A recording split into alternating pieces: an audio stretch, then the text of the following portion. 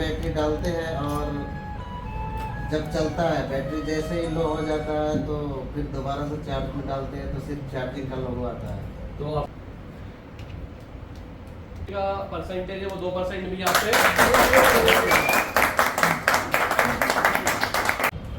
Sir ये Samsung का A20 model है, इसमें नया बैटरी डालते हैं और जब चलता है बैटरी जैसे ही लो हो जाता है तो फिर दोबारा से चार्ज में डालते हैं तो सिर्फ चार्जिंग का लोगो आता है। तो आपका कहने का ये मतलब है कि जब आप सेट की बैटरी को बाहर निकाल के चार्ज कर लेते हैं तो आपका फ़ोन कम्प्लीटली ऑन हो जाता है और चलता भी है। और जब आप इसमें चार्जर लगा देते हैं तो चार्जर बैटरी चार्ज करने की जगह उल्टा ड्रेन कर देता है। ये प्रॉब्लम है आपके सेट में, ठीक है।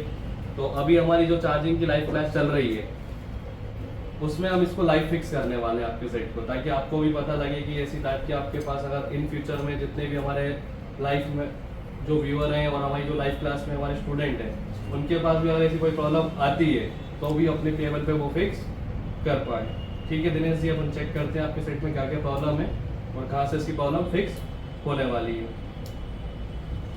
तो सबसे पहले तो चेक कर लेते हैं कि चार्जिंग डिटेक्शन ओके है, कितना एम्पियर ले रहा है और लोगो वगैरह आ रहा है कि नहीं आ रहा है।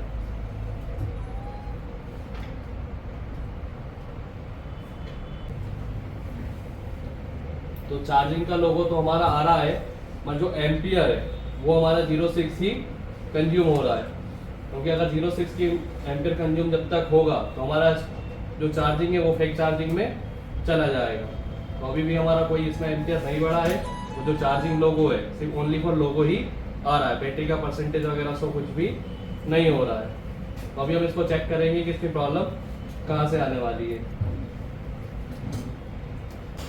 तो जैसा कि अभी दिनेश जी ने जो सैमसंग का A20 मोबाइल दिया हुआ है, इसमें इनका कहना है कि चार्ज बैटरी लगाते हैं तो मोबाइल चलता है और बैटरी डिस्चार्ज होने के बाद जैसे ही चार्जर इंस्टॉल करते हैं तो ओनली चार्जिंग का लोगो आता है। यही प्रॉब्लम है ना आपके मोबाइल में जी।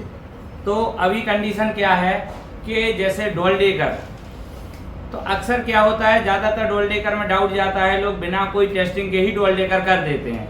कई बार सक्सेस होता भी है, कई बार नहीं होता है, लेकिन हम डोल डेकर भी करेंगे, बिना टेस्टिंग के नहीं करेंगे। पहले हमें टेस्टिंग पता होना चाहिए रियल में डोल डेकर की दिक्कत है या नहीं है, क्योंकि हर बार डोल डेकर से प्रॉब्लम नहीं होती है। क्योंकि आपने बोला बैटरी चार्ज करने पे ही चलता है, बैटरी लो होने पे चार्जिंग का लोगो दिखाता है, फिर हमारा ना तो चार्ज होता है और ना चालू होता है। तो जैसे कि हमारी चार्जिंग की क्लास चल रही है तो चार्जिंग की क्लास जैसा स्टेप बाय स्टेप हमने पढ़ा है, सैमसंग है तो उसे भी हम स्टेप बाय स्टेप चेक करेंगे। चार्जिंग के हमारे कितने वोल्टेज बन रहे, चार्जिंग प्रॉपर हमारी ओके है या नहीं है। अगर चार्जिंग के सारे वोल्टेज ओके हैं तो फिर हम आगे उसकी सेंस लाइन और आगे बढ़ेंगे।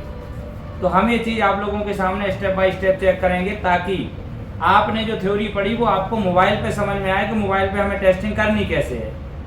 क्योंकि जितना इम्पोर्टेंट थ्योरी है उतना ही इम्पोर्टेंट आपका प्रैक्टिकल है। जब हमें दोनों चीज़ें आएंगी जब हम काम कर पाएंगे, और साथ में उतना ही इम्पोर्टेंट है आपका एमएमसी सॉफ्टवेयर का नॉलेज। आज के टाइम में ऐसा नहीं आप कर सकते कि एक चीज़ का आपको नॉलेज है तो आप कंप्लीट टेक्नीशियन हैं, नहीं, आपको हर चीज़ का नॉलेज लेना पड़ेगा। और अपनी क्लास में ऐसा नहीं होगा कि एक दिन चार्जिंग चली चार्जिंग खत्म, एक दिन नेटवर्क चला नेटवर्क खत्म, नहीं। और ना कोई अपनी क्लास का 20 दिन का रूल्स रहता है। अपनी क्लास का सीधा रूल्स होता है, जब तक आप सर्टिफाई नहीं हैं, चाहे 20 दिन लग जाए चाहे 25 दिन लग जाए, 20 दिन 25 दिन कुछ भी लगे, या जिस सेक्शन से संबंधित आपके डाउट क्लियर नहीं हो जाए, जब तक वो चैप्टर आगे नहीं बढ़ेगा।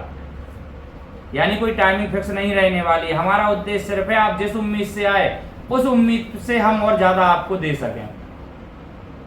कंडीशन डिपेंड करती है नॉलेज, सभी इंस्टीट्यूट को नॉलेज है, सभी टीचरों को नॉलेज है, लेकिन आप कितना ले पा रहे हैं और हम आपको कितने अच्छे सरल वे में दे पा रहे हैं, वो आपके काम का है। 4 मोबाइल अगर हमने आपके यहाँ बना दिए, आप खुश हो गए, यार तालियां बजा दी, मोबाइल हो गया। ये तालियां बजाने से कुछ नहीं होता। आपने जो सीखा, आप अगर खुद से बना पा रहे हो, खुद की टेबल पे जाके बना पा रहे हो, वो आपके काम का है। यहाँ हमने बना दिया, हमें नॉलेज है, आपका क्या मतलब, आप तो खुश हो गए, सेट सुधर गया, कस्टमर से 1000 ले लेंगे। सवाल इस बात का है जो हमने आपको पढ़ाया, आप कितने मोबाइल बना पा रहे, कितनी चीजों को ट्रेस कर पा रहे, वो आपके लिए जरूरी है। ठीक है, तो इस मोबाइल को लाइव ट्रेस करेंगे, इसमें हम आगे बढ़ते हैं।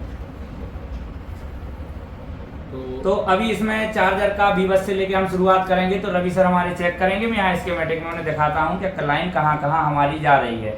अभी आपको ये भी पोजीशन बताई थी कि इसका तो स्कीमेटिक है, ठीक है, जिसका स्कीमेटिक नहीं होगा वो भी आपको पता होना चाहिए कि बिना स्कीमेटिक के भी हम कैसे कैसे फाइंड कर सकते हैं, क्योंकि आज के टाइम में हर मोबाइल का स्कीमेटिक तो मिलता नहीं है और हमें सुधारना भी हर मोबाइल को है।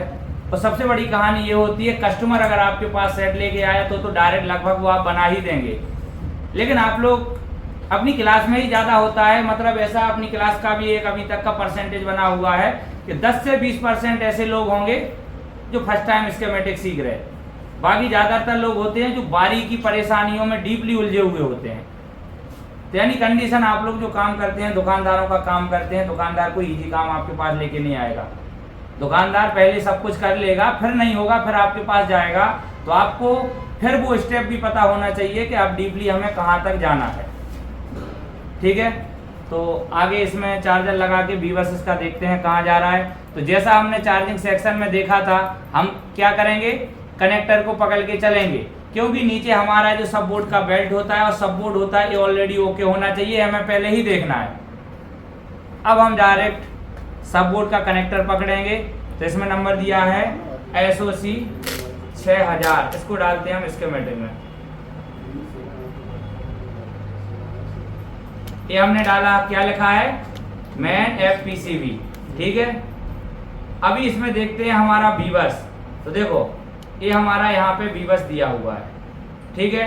कितनी पिनों पे है, काउंटिंग कैसी है इसमें, लेफ्ट टू राइट 1 2 3 4 इस टाइप से हमारी काउंटिंग है। तो यानी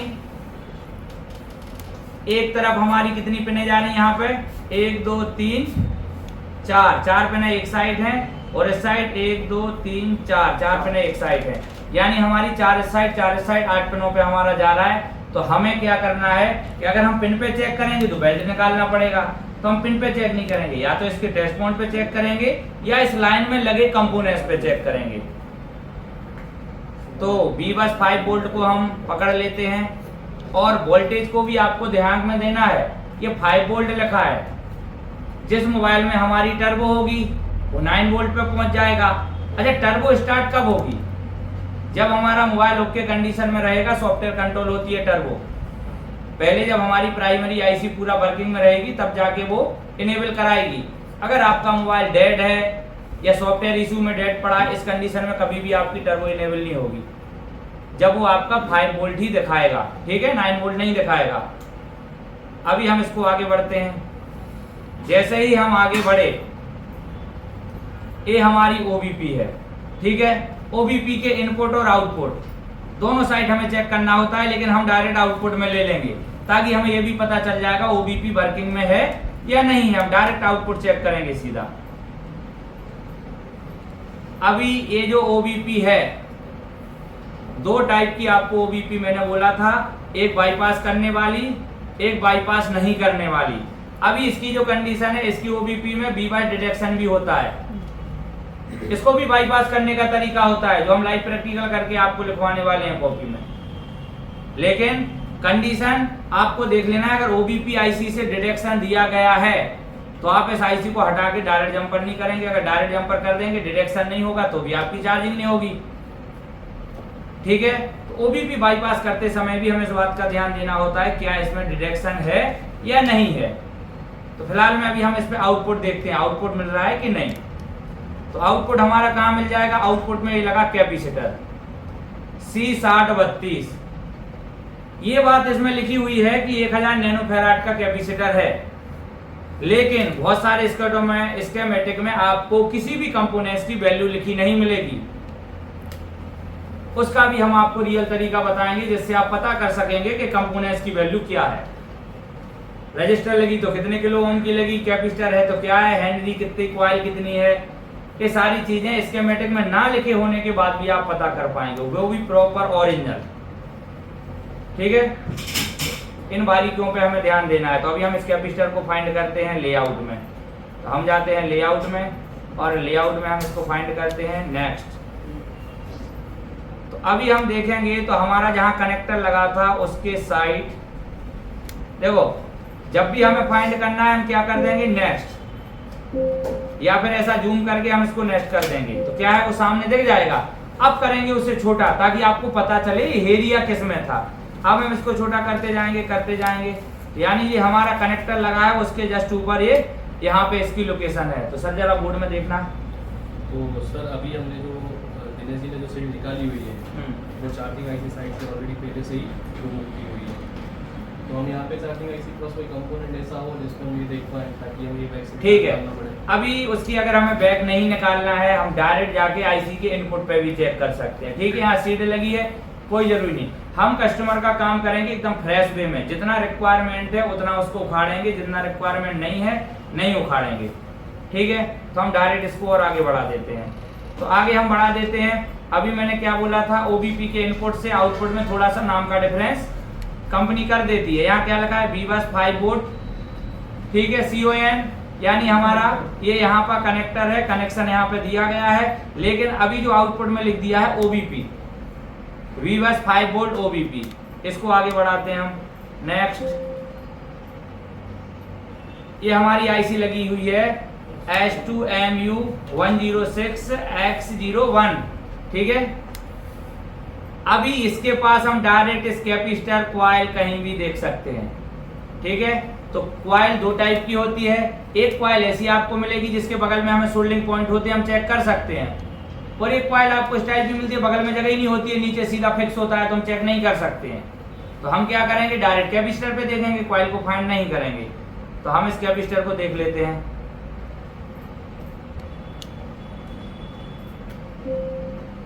तो कैपेसिटर, ये जो हमारी चार्जिंग आईसी लगी हुई है जस्ट उसके ऊपर राइट टॉप कॉर्नर पे लगा हुआ है। ठीक है, इस कैपेसिटर पे हम देखेंगे जितना हमारा बीबस का इनपुट हो रहा है उतना यहाँ पहुंच रहा है कि नहीं। तो सर जरा चेक करें, आप यहाँ वोल्टेज आ रहा है,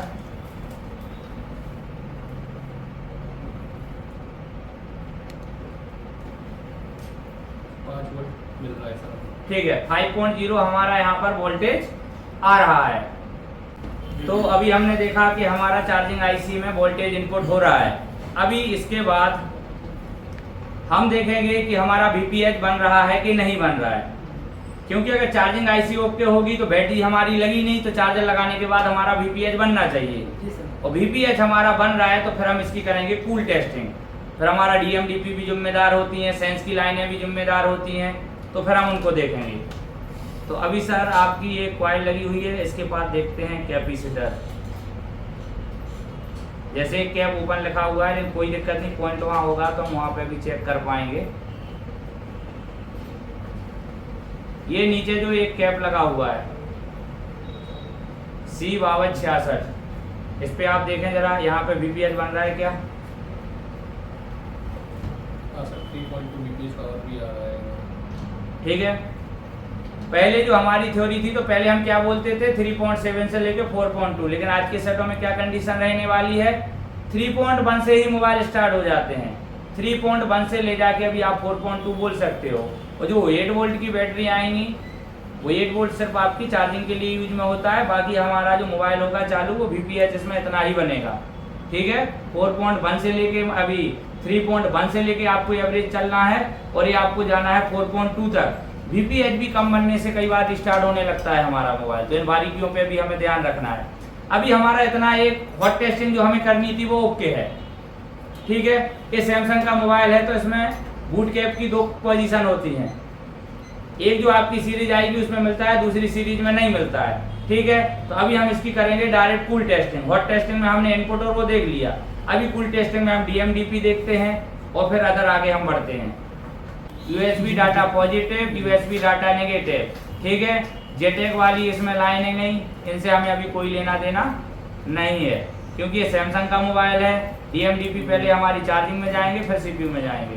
ये रजिस्टर भी चेक कर लेते सर, 2 रजिस्टर। हाँ, डायरेक्ट ये 2 रजिस्टर लगे हुए हैं तो यहाँ भी देख सकते हैं, इसको आगे बढ़ा के कोई कंपोनेंट्स मिलेगा वहाँ भी देख सकते हैं। तो डायरेक्ट ये 2 रजिस्टर देख लेते हैं, 6062 और 6063 कहाँ पे लगे हुए हैं।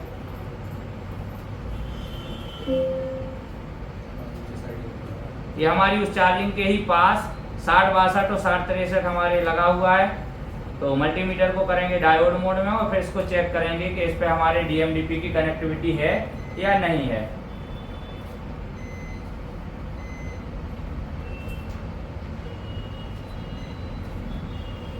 ठीक है, तो एक पे हमारी वैल्यू आ रही है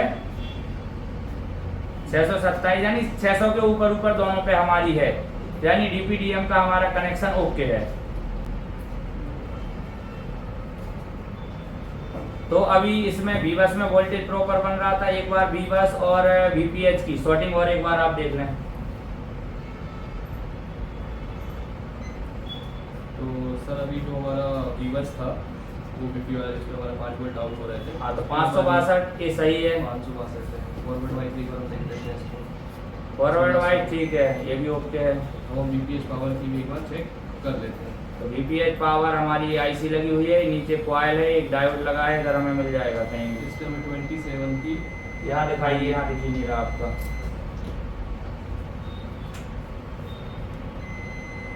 27 की ओनली डायोडिंग मिल रही है, मतलब ये लीकेज में है। यानी 27 की रीडिंग मिल रही, तो ये हमारी सॉर्टिंग में है।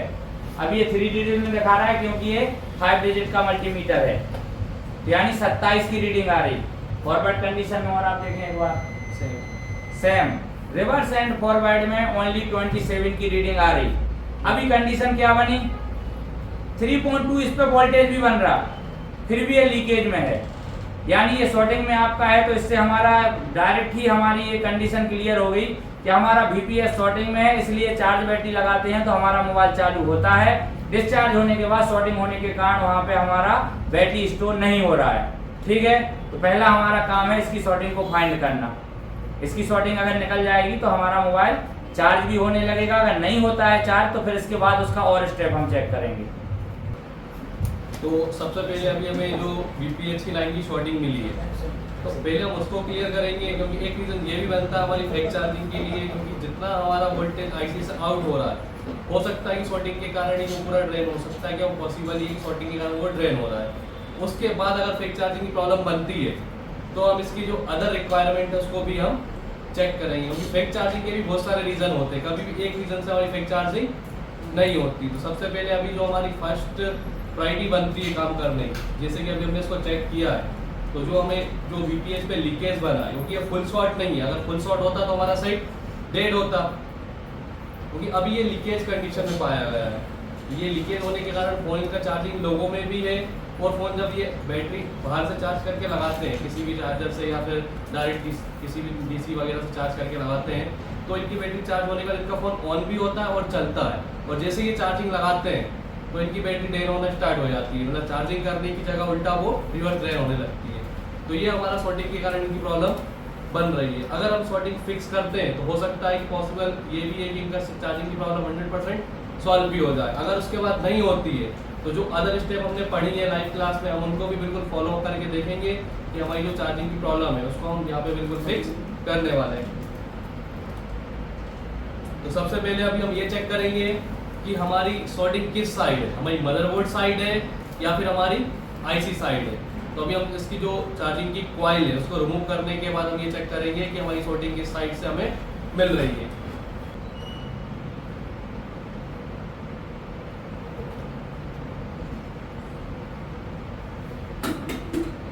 अभी तो हमारी जो चार्जिंग की कॉइल थी वो हमने रिमूव कर ली है। अब इसको हम देखेंगे कि हमारी जो आईसी शॉर्ट है या फिर हमारे मदरबोर्ड साइड ही कोई आईसी या कोई कंपोनेंट हमारा शॉर्ट पड़ा हुआ है।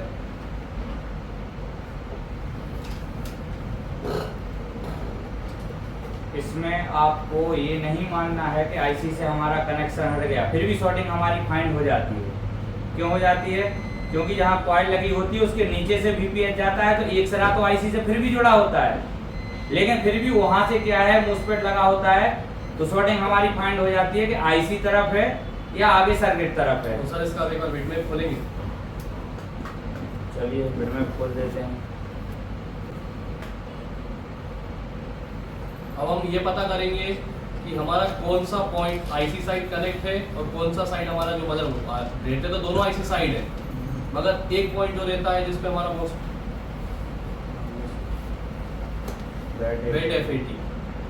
रेड एफ80 के कारण हमारी जो शॉर्टिंग है वो हमारी बिल्कुल ऑन ऑफ के कारण हमारे मदरबोर्ड पे नहीं मिलती है, क्योंकि जब हम चार्जर लगाते हैं तो हमारा जो रेड एफ80 है वो ऑन होता है, उसी के बाद वो आईसी से लाइन कनेक्ट होती है।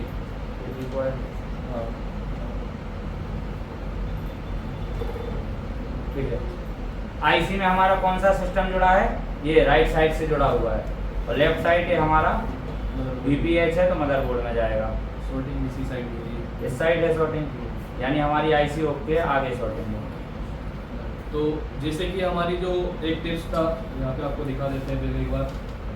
ये हमारा आईसी साइड है से कनेक्टिविटी में है, तो यहाँ पे हमारी कोई भी अभी 797-98 रीडिंग आ रही है, यानी ये रेडी है। और दूसरी साइड जो हमें पहले 27-28 की जो रीडिंग मिल रही थी, सेम वैल्यू हमें इस साइड मिल रही है। अब हमारी जो सॉर्टिंग है वो हमारी बोर्ड साइड है। अब हमारी बोर्ड साइड सॉर्टिंग है तो VPH की लाइन है, तो जहाँ जहाँ हमारा VPH की रिक्वायर जाता है, जिस आईसी को चलाने के लिए VPH की जरूरत पड़ती है, उनमें से कोई आईसी भी फॉल्टी हो सकती है, उनमें से कोई एक कैप भी फॉल्टी हो सकता है। तो अभी हमें सबसे पहले क्या करना होगा, अभी हम इसकी चार्जिंग आईसी के पास थोड़ा सा रोजन इंजेक्ट करते हैं और चेक करते हैं कि अगर हमारी सॉर्टिंग हमें यहीं फाइंड हो जाती है तो हमें आगे इसकी रीडिंग कोई निकालना नहीं पड़ेगी। अगर इसके बाद अगर हमारी कोई अदर सेक्शन में हमारी सॉर्टिंग पाई जाती है तो हमें एक एक करके सेट निकाल के उस सॉर्टिंग को वेरीफाई करना पड़ेगा कि वो किस सेक्शन से हमारी सॉर्टिंग हमें मिलती है। एक चीज और आपकी वेरीफाई होगी, जो बताया था, कॉइल निकाल के बाहर रख दी, अगर कॉइल लगे लगाए में हम सॉर्टिंग निकालते तो हमारी कॉइल भी खराब हो जाती, फिर चार्जिंग में जाता। अभी कॉइल अपन ने हटा दी तो कॉइल हमारी डैमेज नहीं रहेगी, लेकिन कई बार सॉर्टिंग होने के कारण भी कॉइल खराब हो जाती है। तो अभी फिलहाल में अपना काम क्या है, सॉर्टिंग अलग करके मोबाइल को वर्किंग में करना, फिर चार्जिंग चेक करना, अगर इसके बाद भी फिर चार्जिंग रहेगी तो आगे टेस्टिंग होगी। अभी इतना शॉर्ट है तो बैटरी भी काफी ड्रेन कर रहा होगा। इसलिए टारगेट किया है क्योंकि हमने इतने एरिया की सीलिंग रिमूव कर रखी है, ताकि अगर हमारी सॉर्टिंग इतने एरिया में हो तो कस्टमर का कोई भी अदर सेक्शन की सील ना निकालना पड़े और हमें ज़्यादा बोर्ड में काम भी नहीं करना पड़ेगा। अगर हमें यहाँ सॉर्टिंग नहीं मिलती है तो आगे हमारी जो टेस्टिंग होगी वो भी हम बिल्कुल सेम एक एक सीलिंग निकाल के एक एक सेक्शन की सॉर्टिंग चेक करने वाले थे कि हमारा कहीं ना कहीं VPH तो शॉर्ट मिलने ही वाला है।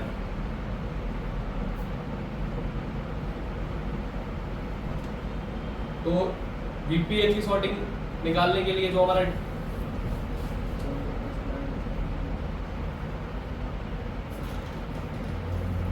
125 मिली एम्पियर ऑटो कंज्यूम कर रहा है,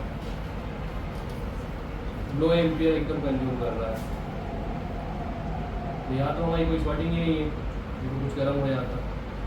और 125 मिली एम्पियर ले रहा है तो इतने में ज़्यादा कुछ गर्म भी नहीं होगा।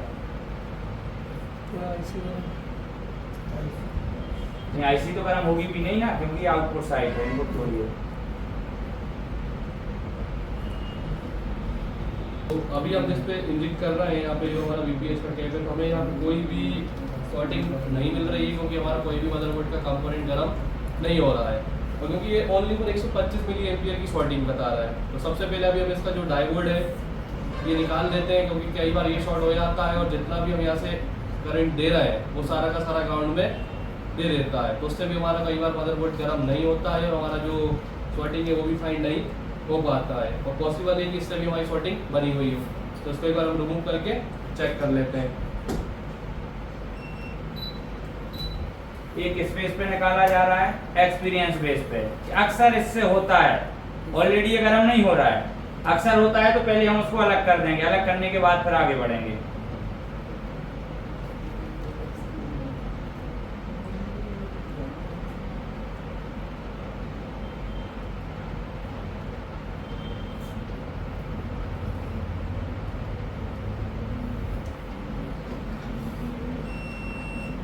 अब एक बार सॉर्टिंग वेरीफाई कर लेते हैं कि सॉर्टिंग है या चली गई हमारी, नहीं तो फिर आगे की जो प्रोसेस है वो कंटिन्यू रखेंगे।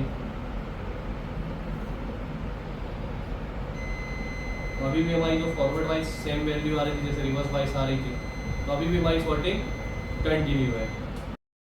तो अभी हमारे साइड पे हमने पहले VPH पर हमारा DC से वोल्टेज इंजेक्ट करा, तो हमें कहीं भी हमारे जो PC है कहीं भी हमें गर्म होती हुई नहीं मिली। अब इसको हम थर्मल कैमरे से देखते हैं कि हमारी जो आईसी है कौन सी है, किस एरिया में हमारी सॉर्टिंग हो रही है।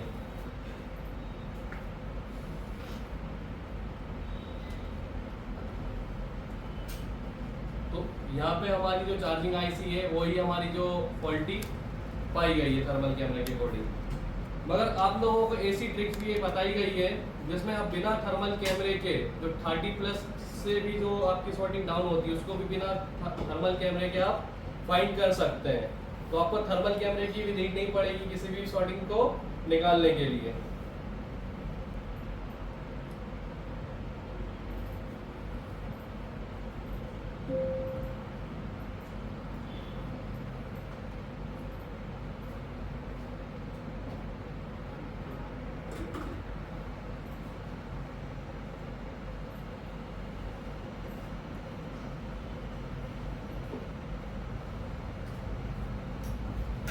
चार्जिंग आईसी रिमूव कर ली है, इसको पहले एक बार क्लीन कर लेते हैं और फिर चेक करते हैं जो कि हमारी शॉर्टिंग थी वो हटी है या फिर सेम प्रॉब्लम होगी हमारी रहती है, वो एक बार हम चेक करेंगे।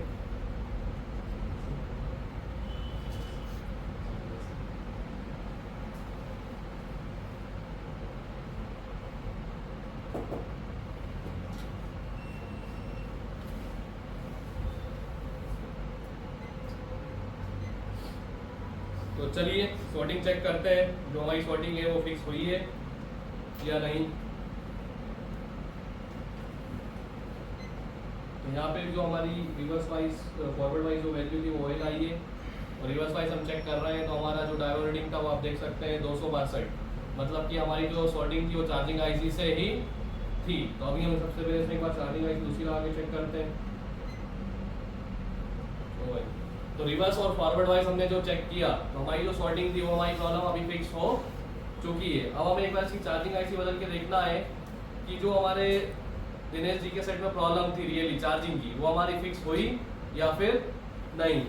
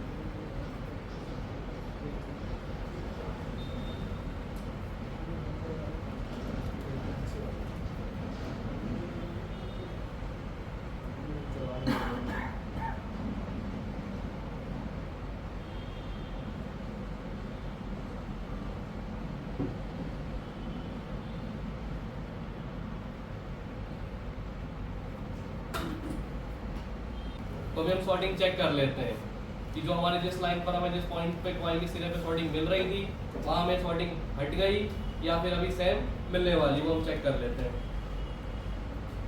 तो अभी यहाँ पे पहले शॉर्टिंग थी, कितनी वैल्यू थी यहाँ पे? यहाँ पे हमें पहले वैल्यू मिल रही थी। तो अभी हमारा जो वैल्यू है वो 299 300 तक का हमारा पहुँच गया है। इसको हम एक बार फॉरवर्ड वाइज भी चेक कर लेते हैं। तो फॉरवर्ड वाइज भी हमारा बिल्कुल प्रॉपर आ रहा है। तो हमारी जो शॉर्टिंग थी वो फिक्स हो चुकी है।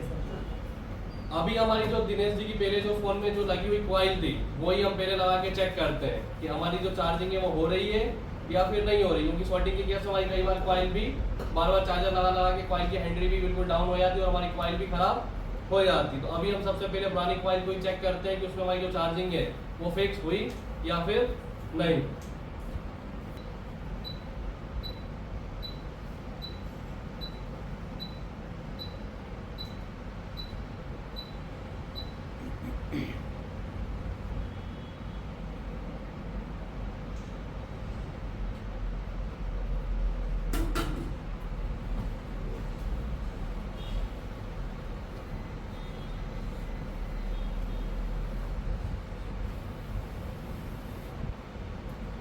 एक बार फिर से वेरीफाई कर लेते हैं, फॉरवर्ड वाइज ले लेते हैं सीधा। ठीक है, तो यहाँ पे आप देख सकते हैं हमारी जो पहले शॉर्टिंग थी वो हमारी अब बिल्कुल फिक्स हो चुकी है। ये मैंने फॉरवर्ड वाइज ऑलरेडी चेक किया है। तो फ्रेंड्स, जैसे कि आपने यहाँ पे देखा है कि हम इसमें चार्जिंग आईसी इंस्टॉल कर दिया है।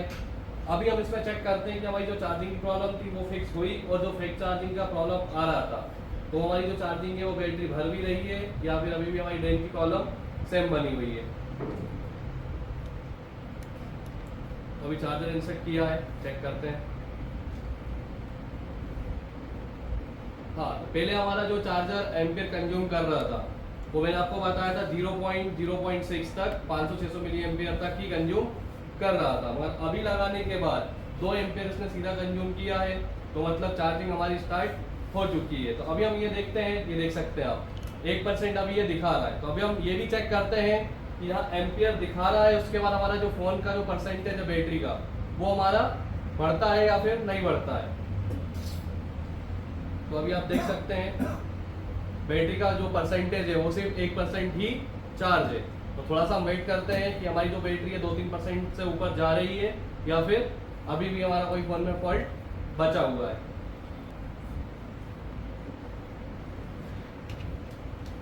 का परसेंटेज है वो 2% भी यहाँ पे